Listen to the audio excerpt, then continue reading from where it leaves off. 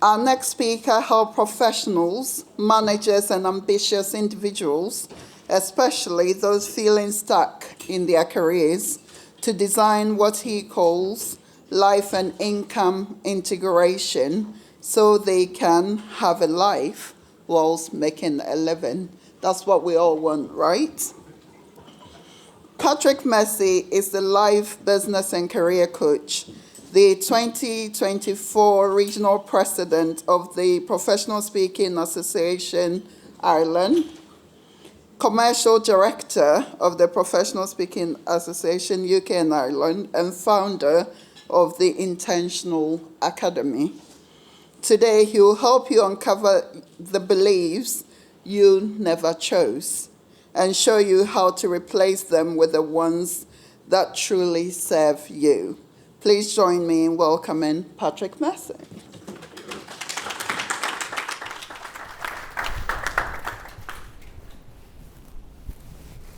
They're for later. Let me take you back 3 years. 3 years ago, I was standing in Terminal 2 of Dublin Airport, about to take one of the first flights home after that thing with the sea. I had been lucky because I'd been traveling through Ireland for the 2 years of COVID continuously, because I had a radio show, and with the radio show comes a press pass, and with the press pass means I could travel wherever I wanted. I'm not from Ireland though. I'm from Belgium, from Brussels, and I hadn't seen my family for 2 whole years. So now it was time to fly home for the first time on one of the first flights and meet my family and friends again who I hadn't seen for 2 whole years. I had to fill out about 6, 7 documents. Do you remember the times when you had to fill out all the documents just to take a bus to the baker, right? So I had all the documents, I had them in my hand. I'm used to traveling. I'm a professional speaker. I'm used to traveling. So I had everything organized, everything ready. My luggage went through, no problem. I went through security, no problem.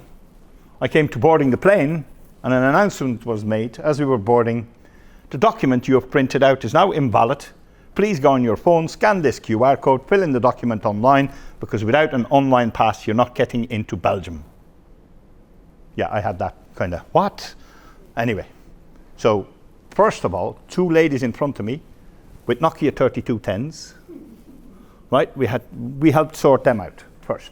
We did that first. Then I took up my phone, scanned the code, started filling out the document, and it comes to a place where I have to fill in my national registration number of the Belgian government, because every Belgian gets a national registration number. Whether you like it or not, it's not your choice. You get one at birth. I don't have that. I went to Ireland when I was still relatively young, so I had to hand in my ID card. I was traveling on a passport, and that number's not on the passport. I went past that, filled in the rest of the document, clicked submit, a red message. This is a mandatory field. Problem. Big problem. The guy says, without that, you're not traveling anywhere today. I told you I was going home for the first time in 2 years. My mom, it's not about me, I travel, I could fly the next day. My mom had already made my favorite dish, you know how mums are, right? And she was waiting for me, and if anything happened, she would be the one that would be really upset. So I got like, okay, problem. What do I do now? Okay, what do I do now? I ring my sister. Picked up the phone to my sister saying like, can you call someone in the place where I was born and get that number from me? Surely they know where I was born, where the number is. She says, Patrick, it's Sunday. I went, drat, that won't work. Put the phone down. That won't work. Let me try and reason with this gentleman who is the employee of Aer Lingus. It was Aer Lingus, the airline, the Irish airline. So I walk up to him and I said, I don't have that number till tomorrow. Is there any way we can alleviate this, or you can just... He said, no, without that digital stamp, you're not flying anywhere. By the way, give me your boarding pass. I'm taking your bag off the plane now. I went, hold on a minute. You're still boarding people. Give me a minute. So it's like, what do I do now? What do I do now? Belgian embassy. Went on phone. Found the Belgian embassy in Dublin website. Would scroll through it, found an emergency number. Yes! I ring the emergency number, no reply. No reply on the emergency number. What do I do now? What do I do now? Oh wait, they might think it's a scam call. I'll ring them again. Second ring, no answer. What do I do now? I said, oh what, I'll give it 2 minutes. If they see the same number coming up 3 times in a row, surely they'll realize it's a real emergency. Rang a third time. Hello, Karen van Vlierenberge, Belgian ambassador to Dublin. I said, Karen, this is my problem. So I explained the problem to her. And she says, Patrick, you're not the first person calling me today on this. I don't know why this happened, but I can fix this for you. I can ring, I'm in a car, I'm going to Cork on an official appointment, but I can get that number for you later today by someone going into the embassy in Dublin. We'll get you the number. Can you get on a later flight? I went, fantastic. I'm getting on a flight tonight. I'm getting to go home. Just as I'm having that conversation, a supervisor from Aer Lingus comes and nearly pushes the phone out of my hand and says, give me your boarding pass now. I have to take the bag out. You're holding the plane up. What are you doing? And he starts shouting and he becomes rude at me. What do I do now? What do I do? I have an idea. Speakerphone. I said, hey, Karen, I have a supervisor from Aer Lingus here and he wants to take me off the plane. Do you mind can you talk to him? And she could hear him shout. And she went, oh, I'm not having this. So I put the speakerphone. And she said, I am Karen van Vlierenberge. I am the Belgian ambassador to Ireland. And I instruct you to let this gentleman on the plane. Should have seen his face. I go, Jesus Christ, I'm not. He wrote down her name, Karen van Vlierenberge, Belgian ambassador. Yes, no problem. There you go, sir. Please get on the plane. I walked onto the plane and it was the first time in my entire life I got a round of applause from the other people who were on the plane. Why am I telling you this story? Because to get the result I wanted, I used what was inside of me. I know I am calm under pressure. I was in the Belgian army, in an active combat unit, where you get to deal with a lot of stress situations, and I saw people die in front of me and all that kind of stuff. So I know when it comes to stressful situations, I have this ability to stay calm. I'm also aware I think creatively. I always have been a creative soul. From when I was a child, I always found ways to sneak out of the house without my mum knowing, sneak back in without her knowing. I had my ways to do creative things, but I'm aware of that. So I never need to panic. I never need to go, oh no. All I need to do is, what do I do next? Not what if this happens, what if that happens, what if this happens and that. Just, what do I do next? Come up with the next step, try it, and either it works or it doesn't work. In our lives and in our careers and in our businesses, we have been used to focus on what needs to be done. Focus on what we've done. Focus on the skills we have.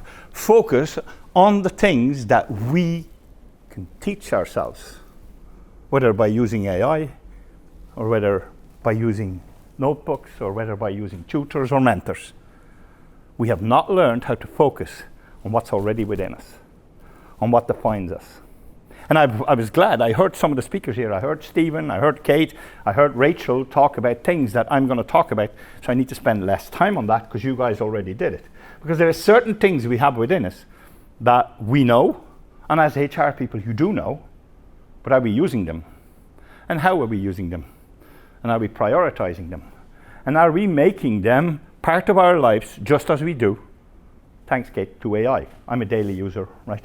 It's like, I use Plod. Plod goes like, is a note taker. It's a little gadget. Did you know it?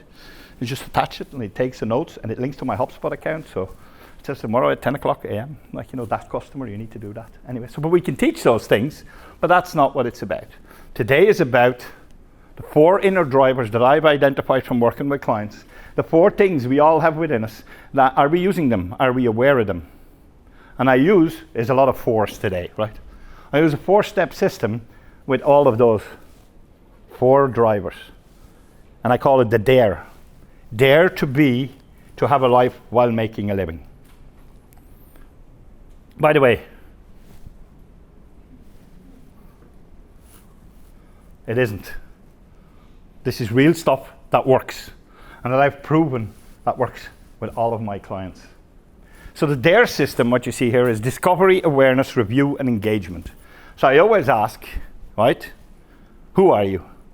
Are you sure? Because we talked about strengths and values here today. You talked about strengths and values. What are your strengths and values? I had conversations with people all the time about asking them, because that's the first one, the S stands for strengths.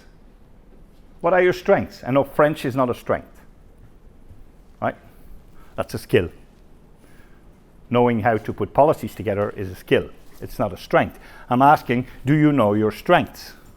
The ability to stay calm under pressure is a character trait. It is a strength. Are you aware what your strengths are? Do you use them in your business? Do you use them in your personal life? Do you use them at all? Are you aware of them? So the first step I take is discovering what these things are. The second step is the awareness step, is like, what does this actually mean to me when I discover who I am? The third step is review. That is reviewing all the options that are open to me as a result of me discovering who I am and becoming aware of what it means to me. And the E stands for engagement. Choosing the options we're going to engage with to make our life easier so we get to have a life while making a living.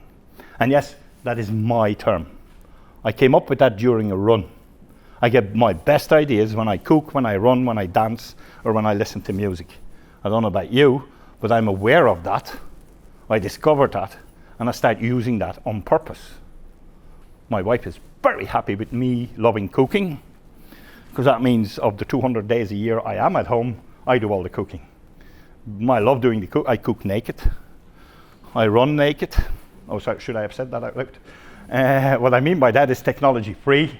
It's not what you think. You were thinking it, I wasn't thinking it. So I run and cook technology free. No radio, no TV, no watch, no phone, no AI, nothing. Because it's my thinking time. I'm aware of what makes me think, and therefore I use it. So I discover that about myself. I know that about myself. I become aware of that. I review what options are open to me, and then I engage with these things to make my life easier. So if I need to think, I need to run or cook or listen to music, trance mostly, because it really works for me, or EDM, right? And that really works for me.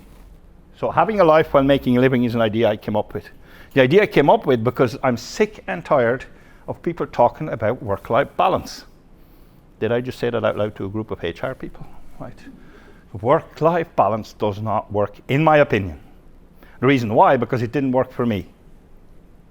And it doesn't work for a lot of people I know who are in management positions, who are in C-suite positions, who are solopreneurs, who are like 70 hours a week, 80 hours a week. And then when we have time left over, we watch the British Bake Off, or we watch Sting, and then we go for a match with our mates and we have a few pints. And that's kind of our switch off time. The clients I've had, they said, like, I haven't really spent time with my kids other than on holidays for 7 years now. That's what one person said to me when I had a meeting with me. That's not having a life while making a living, but that was what he called having work-life balance. So these are the 4 that I'm going to run by you. The S.V.P.B. This is just a picture of a donkey on a bridge. You have no idea what that means. To remember the S.V.P.B. and what it means and what they are, you need a mnemonic. I hate the word mnemonic because most people can't even spell it. Right? It's M-N-E-M-O-N-I-C, I think. Right? But in Flemish, where I come from, we call it an ezelsbruggetje. And an ezelsbruggetje translated to English is a donkey bridge. There you go. Right. So whatever way you remember the S.V.P.B., for me it's Senior Vice President of Belgium. It's not something I aim for because we don't have a president, but Senior Vice President of Belgium. And I ask people, like, you know, if something comes up in you, use your creativity.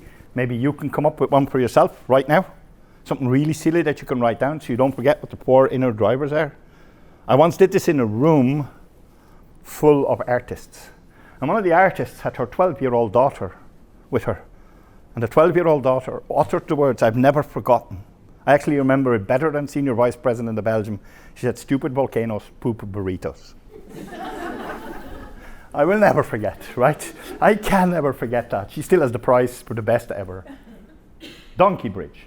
Your strengths and your traits. So staying calm under pressure, coming up with creative solutions.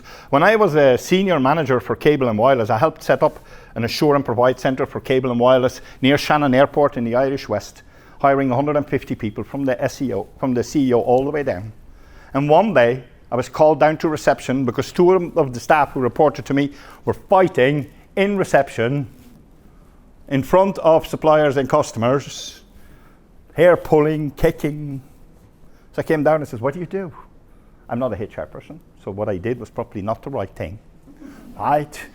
But I saw them fighting, so I said, like, I didn't think the fight was until Saturday at 3 p.m. in the car park. So they both stopped and they went like, what? And I said, can you just... So I called another manager and I go like, into a room. And I went into a room with the other person. We both had a chat. What happened? What was the reason? Why is this happening? We found out like one person had a really bad time with family and at home, and so he was being empathetic and all that. So I said, the only way to resolve this is like, you both are not working for the rest of the day. Will you come up for lunch with me together? So I took the two of them out for lunch and they were the best of friends again. No need for disciplinary, no need for like, you know, I had to like talk to the suppliers and the customers as well, but that's a different story. I'm not saying that's the right way, but that was because one of my strengths is perspective and social intelligence. And I'm aware of those things, so I use them actively, both in my business and when I was a manager. I can tell you loads of these stories of where I had to use perspective and social intelligence to solve issues. But I know those are my strengths. So what do I do if something happens that's not my strength? That was a question I asked myself. So what do I do if someone comes up with something and I need to engage, but it's not using one of the things that I call my strengths? I have strengths conversations since with most people I have as partners, I do business with, I have particular strengths conversations with them. So if I were to build a collaboration with you, I would have a conversation with you, Rachel, about what your strengths are. So I become aware of them, so I can tap into your strengths if I need to. And instead of me trying to do it the best way I possibly can, I go like, do you mind? Because this is your particular strength. I do this at home. I know the strengths of my mum. I know the strengths of my sisters. I know the strengths. At the beginning, it's a bit weird when you ask people to have these conversations, but it really works. I know what the strengths are of my wife. I know when not to ask her anything. I know when to ask her anything. I know what. When we do this in a workplace setting, can you imagine the benefits of knowing the strengths of everyone in your team? I'm just letting that sink in for a second. I've asked small company owners, I work with SMEs, have you had strengths gap analysis in your company? And they look at me as if I'm from Belgium. And I'm speaking Dutch to them, because they've never heard of strengths gap analysis before, or of values analysis. I worked with a sales company, and they had all salespeople, salespeople that like, here's my, so that you know what I can do for you? Like, oh, you're my mate, right? I'm going to solve all your problems. You tell me, what are your problems, right? There's the people they had. I said, who are the empaths in your sales team? And he went like, the what now? So it's like, who's going to open the doors for you? Who's going to identify your customer needs better than someone who has high empathy? They hired people with high empathy skills, and their sales went poof. Knowing your strengths and traits for yourself, in your family, in your own business, and with your clients is beneficial for everyone. 2, and I can keep this short because other people have talked about this before, right? Your values. Congruency is my number one value. The way you do anything is the way you do everything. I told you I don't believe in work-life balance. I don't think we should split things and separate things and do things differently. This is work, Patrick. Right? Hello? And then you have the fun Patrick, and then you have the Patrick at home who's like really tired because he's traveling too much. No, The way we do anything is the way we do everything. Know your values and live from them. And everyone says that, but do you do it? When was the last time you sat down with a coach? Doesn't have to be me, by the way. With any coach you like. And had a look over your values and see, are the ones you use in your life, and are the ones you use at work, and are your career anchors, and are all these things, are they all aligned? Because if they're not, it's stopping you from being as productive as you could be. It's stopping you from having a life while making a living. It's stopping you from being more successful. There was a guy I was working with, and he was in a business network. I won't name the network.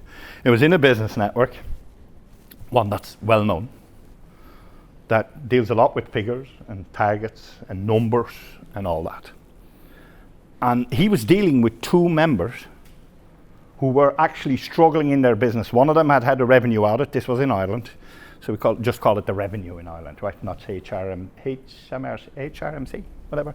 We call it the revenue. So he had a revenue audit, he failed it, and he couldn't pay them, and he was getting really suicidal. So he was dealing with that person on a daily basis, and he was dealing with someone else who had struggling in their business. And then he was asked, what are the attendance figures for the chapter you're looking after? And he says, I couldn't care less.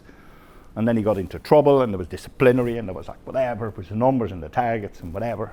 So he started working with me, and I said, like, why are you doing this? He didn't know what his values were. He didn't know that people were far more important to him than numbers and targets. He moved to a different network. He's now a network leader in that organization. He's growing those networks, having mature business conversations based on people, using them as masterminds rather than as transactional referral organizations, and he's thriving because he's now in a business that aligns with the values he knows he holds. Do we know our values? And do we live to them?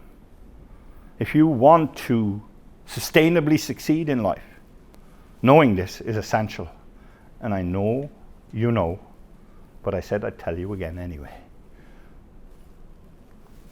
Next, that's me.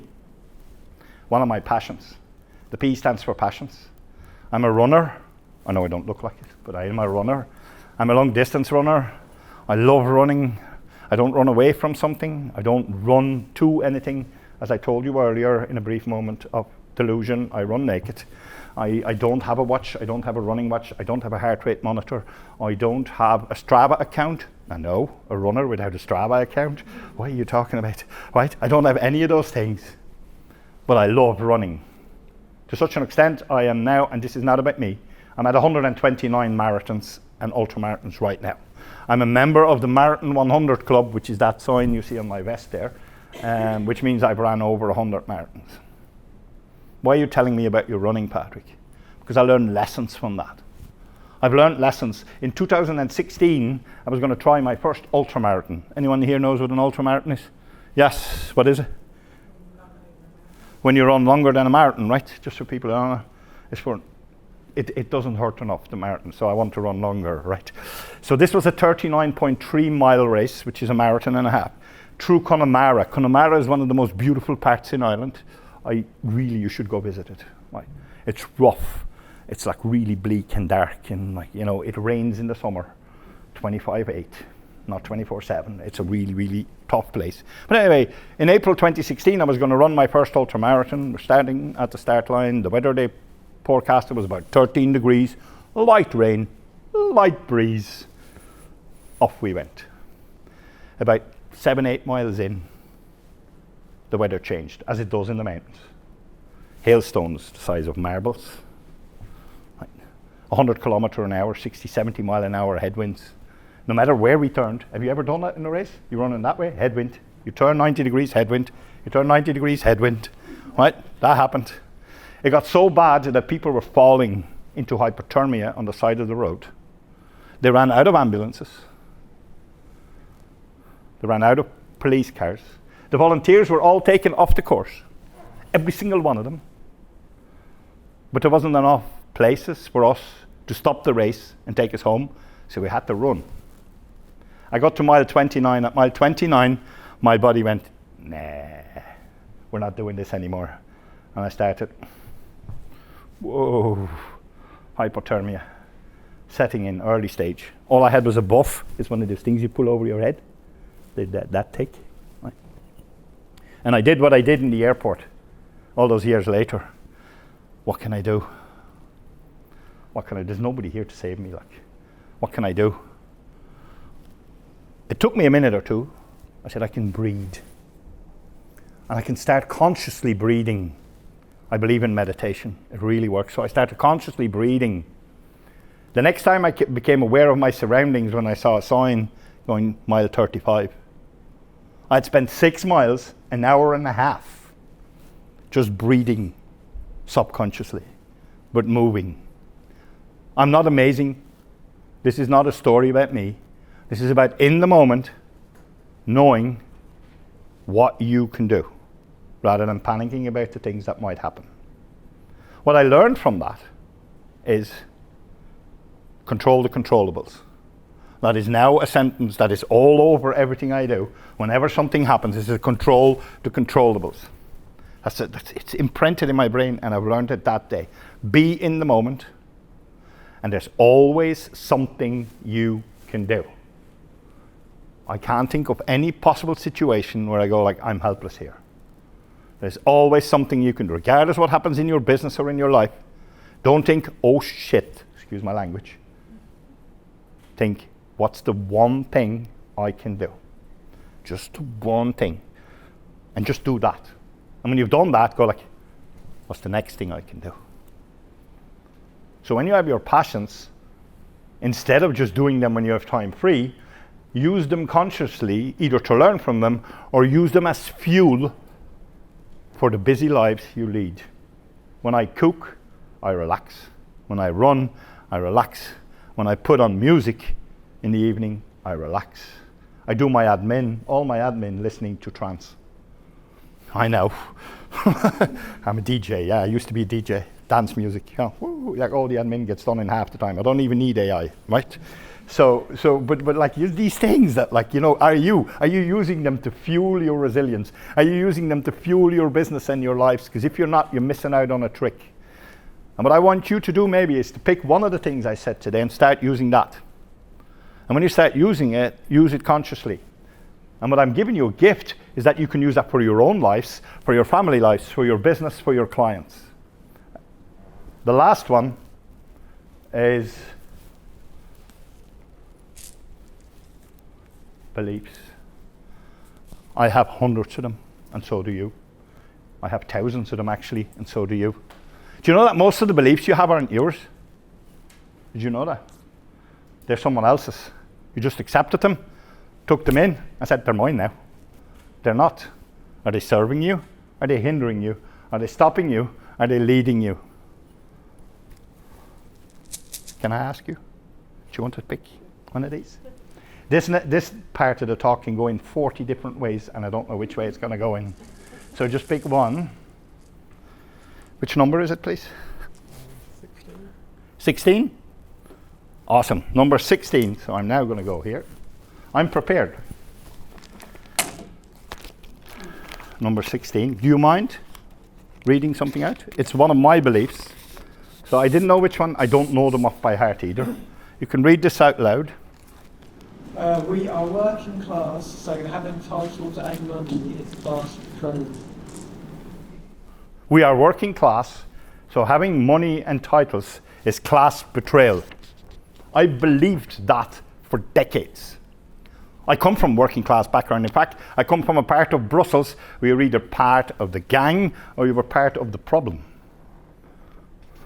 I used to be a gang member because it's my only way out of being working class in an area where there was no jobs and no money. But the working class, my dad believed that owning a house when others in the world are struggling is amoral. My mum still lives in rented accommodation because of that belief. Imagine 16 years ago, I decided I'm going to run my own business, and I had those beliefs about money sitting in the back of my head. I will never make money. I will always do things for free, please people. I will always look at injustice. I will make sure that I fix the injustice for free. And I will never make money. Because not of my belief, because of my dad's belief. And when I went looking for where it came from, it wasn't his belief either. My granddad, who I never met, who died before I was born, my granddad was in the communist resistance in the Second World War in Belgium. He used to blow up German trains and all that kind of thing. He was a rebel at heart. He was one of those people that refused to give in the guns after the war was over, believing they could form a communist republic in Belgium. And we're holding on to the weapons, and we're going to blow you all to bits, right? That was it. My gran used to run a corner shop. He had the only truck in the village. And for free, he would collect all the goods at the market and bring it to all the shops and then he did that 6 days a week without sleep. And the 7th day, he would sleep. Oh, and he drank all night as well, before going back into the truck and do the shopping for all the things. So I figured out that those beliefs actually didn't come even from my dad, they came from a generation before. Now I'm carrying that belief with me, and I'm trying to run a business. My business will never be successful. I had to look at all my beliefs, and my business wasn't successful in the beginning. And I wanted to find out why, and that's one of the reasons it wasn't. So I had to look at all my beliefs around money, around finance, around business, around life, around relationships, around what I do. What do I do? Where does it come from? So I have a 4-step framework on beliefs that I'm going to gift to you a copy of today that you can use for yourself, for your family, for your business. You can give it to your clients. It's my gift to you. It will help you for the rest of your lives, and I hope that's another few decades for all of you. But for the rest of your lives, you can use that 4-step framework that is going to be handed around now to deal with the beliefs. If you spot a belief, that's the first step. You need to spot the belief and become aware of the belief. You know the DARE system? Discover what your belief is. When you spot the belief, you question it. Is this belief good for me? Is it helping me in my business? Is it helping me in my relationships? Is it good? Is it nice? Is it a kind belief? Is it something I want to keep doing or not? So first, become aware of the belief. Then we question the belief. If you say, I want to use the belief and I want to keep it, you start using it on purpose. We heard the word purpose here before. We're using it on purpose as often as we can. If we want to ditch it, we do step 3. Spot the belief, question the belief, get rid of it or keep it. That's step 3. If you're going to get rid of it, instead of leaving a void, come up with another one. Come up with a belief that is going to be helpful for you, one that you come up with for yourself. I have a different belief around money now. Surprise, surprise. I can get paid up to £2,000 to speak for an hour now in certain companies. My dad wouldn't approve of that. That'd be far too much money for too short a period of time, Patrick, when other people are getting paid the minimum wage of £14.10 an hour. I don't know what it is, but that's not right. I have another belief around money now. I have a lifestyle that is on a document, believe it or not, about all the things I want to do in 2026. It's already. It's on my computer. The things I want to do, the places I want to go. I want to actually move 3 months of the year to Malaga because I think it's one of the most amazing cities in the world. I want to do this. I want to do that. I've costed that roughly how much that is. I know how much that is. Then there's tax and there's a bit of savings added to that. So I know what I need to make in 2026 to have a life while making a living. I know how much I need to make. I work as hard as I need to work to make what I need to make. That's my new belief around money. If I make more than that, I might actually give it away. Or I might buy other things with it. Like a season ticket for an Irish Premier League side, which I did. I'm a soccer fan. St. Patrick's Athletic, everyone ever heard of them? Didn't think so. Ireland is the only country, by the way, that's an aside, Ireland is the only country where the people support foreign soccer clubs above their own. Nobody's heard of the Irish Premier League. It's something I'm passionate about, one of my passions. On a Friday night, I'm at the game. I take no clients, at no cost, never. I have a subscription for League of Ireland football TV. I can watch the match live if I can't go to it. Every Friday night, I sit down, watch a match. Having a life while making a living is based on you becoming aware of who you are. Not just what you do and how you need to do it. I actually use those 4 things to decide how I'm going to live, to decide how I'm going to work, to decide what relationship I keep and what I don't keep. Here's another thing I used to be. Anyone else here maybe, if you identify, you don't have to raise your hand. But I used to people please. And that came from my beliefs, right? Of always helping people and injustice and fixing injustices. I used to people please a lot. Now, every single request I get from anyone, including my wife, in my head, the first answer is always, nope. Patrick, can you put the bins out? Nope. I don't say it out loud. I'm not stupid. I'm not stupid. I don't say it out loud, but it's nope. And you need to convince me through a series of questions I will ask in my head whether it becomes a yes. I know you're still thinking about the bins, right? That's not the point I'm making. The point I'm making is that because I was a people pleaser, I have learned to say no to every single request I get, including Mary's to come and speak here. I say no, and then I go like, well, it's Mary, she's lovely, isn't she? Right. And she's done me a favor before, so I might do her one back, right? Plus, it's a room of people who I can probably inspire, who run businesses, some of whom I might want to collaborate with at some stage, with the clients I want to work with. And I'm already in England that weekend. I just have to hop over get an Uber to Telford Station, from Telford to Birmingham New Street, from Birmingham New Street to Euston, hire a B&B, come back in the morning, and then when this is over, go back now to Euston, go back to Birmingham New Street, back to Telford Central, and take an Uber back to the hotel I'm in. That's easy. So I can do all this, so it became a yes, hence I'm here. But can you see how doing this for you in your life, doing this for you in your business, and doing this for you with your clients is going to make a difference? And I don't actually know where I put the here it is. So why? When you use your strengths, you achieve naturally. Can I say that again? When you dip into your strengths all the time, you achieve naturally. When you live according to your values, what would happen, you think? What happens when you live in accordance with your values?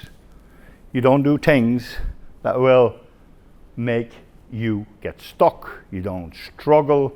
You don't stress. You just think of, where do I want to go with this?